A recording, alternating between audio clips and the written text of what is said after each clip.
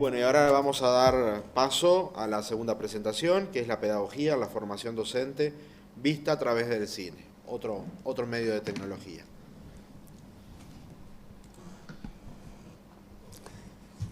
Buenas tardes, mi nombre es Fernanda Sosa. Este trabajo tiene unos años ya, lo llevamos adelante junto con María Eugenia Parodi y con Cecilia Sánchez.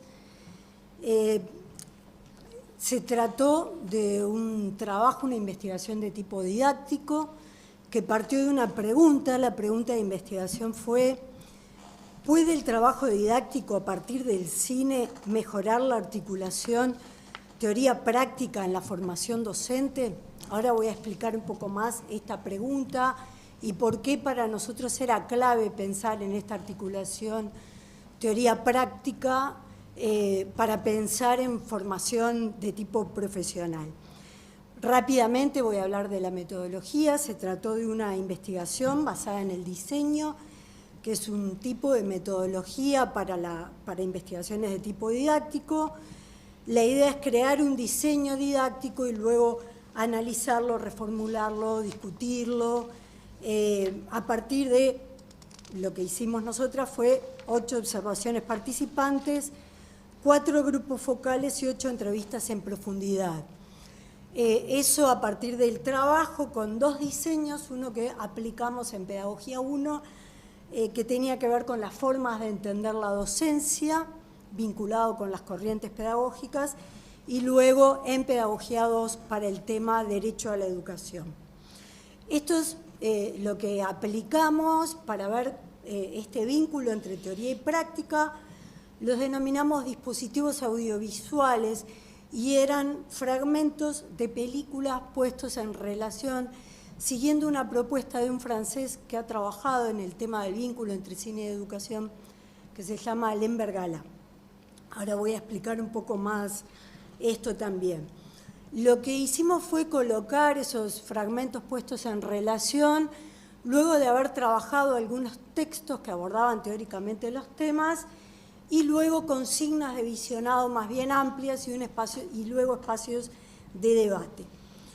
El foco, como dije, lo hacíamos en la pregunta de investigación, que era el vínculo teoría-práctica, y esto tiene que ver con una forma de mirar a la formación profesional.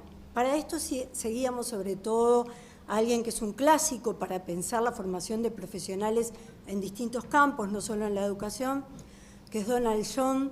Donald John propone trabajar en la formación de profesionales con distintos dispositivos que permitan hacer ese tránsito teoría-práctica, porque lo que él explica es que en la práctica nos encontramos con lo que él denomina situaciones indeterminadas de la práctica, que son situaciones para las que la teoría no tiene respuestas, porque la teoría fue construida a partir de distintos problemas que no son los que vivimos en el presente. Esto llevado a la docencia, creo que es muy claro para quienes trabajamos en el campo. Los docentes enfrentamos cotidianamente situaciones que caen en esta lógica de situaciones indeterminadas de la práctica. Problemas que enfrentamos que no tienen una teoría que nos permite abordar o pensar eso. Y en ese caso es clave, y de esto se trata la lógica de la formación profesional, desde el sentido que plantean John y Perrenud, que toma esas ideas para pensar a la formación de docentes como profesionales. La idea es generar un hábitus reflexivo, que los docentes tengan una práctica de reflexión que les permita echar mano a discusiones teóricas, a conceptos, pero para poder pensar esos nuevos problemas que les surgen cotidianamente en las prácticas. Entonces la pregunta era si trabajar con cine podía servir para generar ese hábitus reflexivo que es clave, ¿no? para pensar en una práctica profesional. Y pensar esto desde las aulas de pedagogía. Bueno, aplicamos esos dispositivos, hay ahí toda una fundamentación que me la voy a saltear ahora, que tiene que ver con la idea de espectador, cómo se considera al espectador como un productor de sentidos, asociado con la línea de espectador emancipado de Rancière. Eso me lo voy a saltear ahora. Y lo que voy a contar son los resultados del trabajo. Lo que encontramos fue que ciertamente había reflexión, se promovía reflexión cuando trabajábamos con cine a partir de estos dispositivos que contaba al principio, y pudimos ver que había como reflexión por lo menos en 3 niveles, que podíamos pensar en una reflexión que iba en complejidad creciente. Desde una reflexión que era meramente una aplicación de algunas ideas que habían leído y que podían asociar con algo que se veía en los dispositivos que planteaban algo de cine. Luego, reflexión como interpretación, cuando ya vinculaban algunas lógicas de discusión pedagógica, sobre todo la lógica de las corrientes o la forma de pensar las políticas educativas de conceptos pedagógicos, y esto era puesto en discusión con cuestiones prácticas a partir de lo que despertaba la discusión gracias al cine llevado a las aulas, y luego la reflexión como reconstrucción, es decir, cuando se piensa en una propia postura frente a problemas o a distintas ideas. Además, pudimos pensar en cuál era el sentido de incorporar el cine a la enseñanza. Esto lo voy a plantear rápidamente porque me quiero centrar en lo último.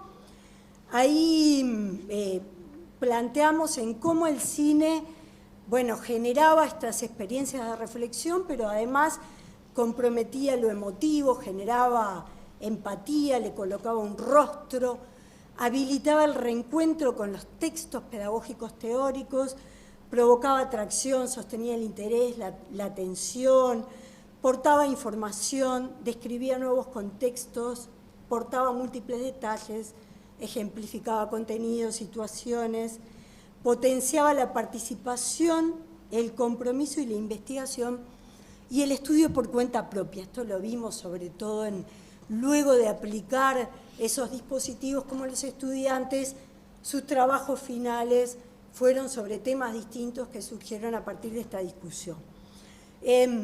Esto lo trabajamos mucho teóricamente, pero bueno, como el trabajo está publicado, remito a la lectura de eso y voy a centrarme ahora en algo que me parece que es muy interesante, que son las cuestiones didácticas sobre las que pudimos reflexionar a partir de este trabajo.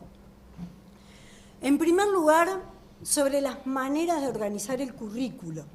Cómo traer un formato completamente distinto al formato de aula, porque el cine posibilita un choque con lo que le denominamos la gramática escolar y el cine, que tiene otras lógicas, otros lenguajes, funciona dentro del aula generando rupturas de los currículos, a veces lineales o a veces cronológicos incluso, y nos plantean otras formas de organizar el currículo.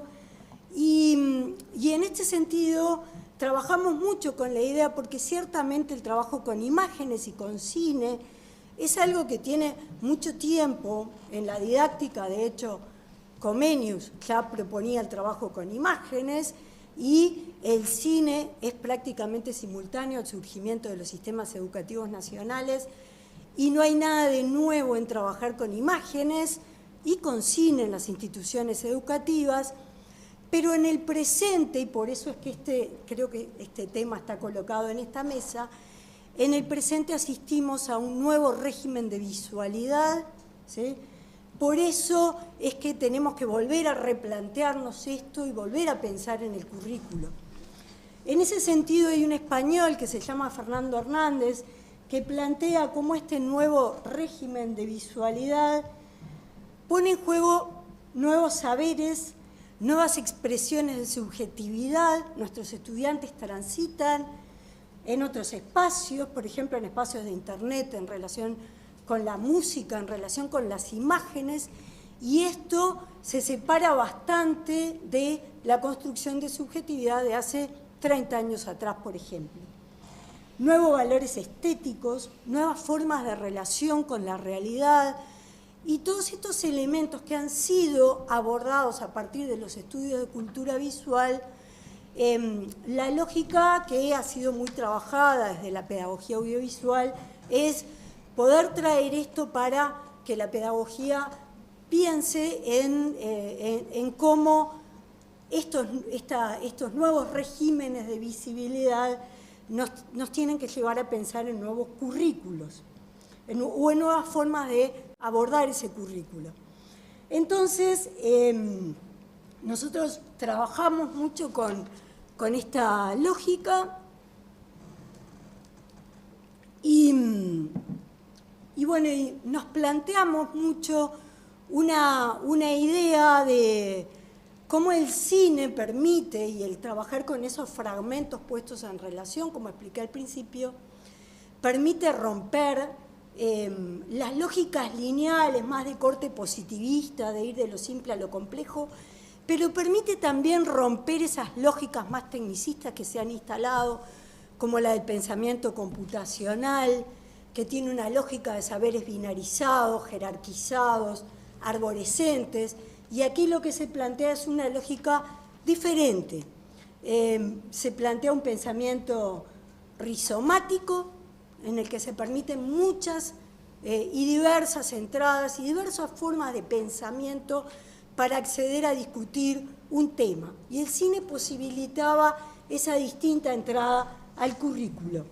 Bueno, me queda nada más que un minuto, así que solamente voy a dejar por ahí, no voy a completar lo que iba a plantear.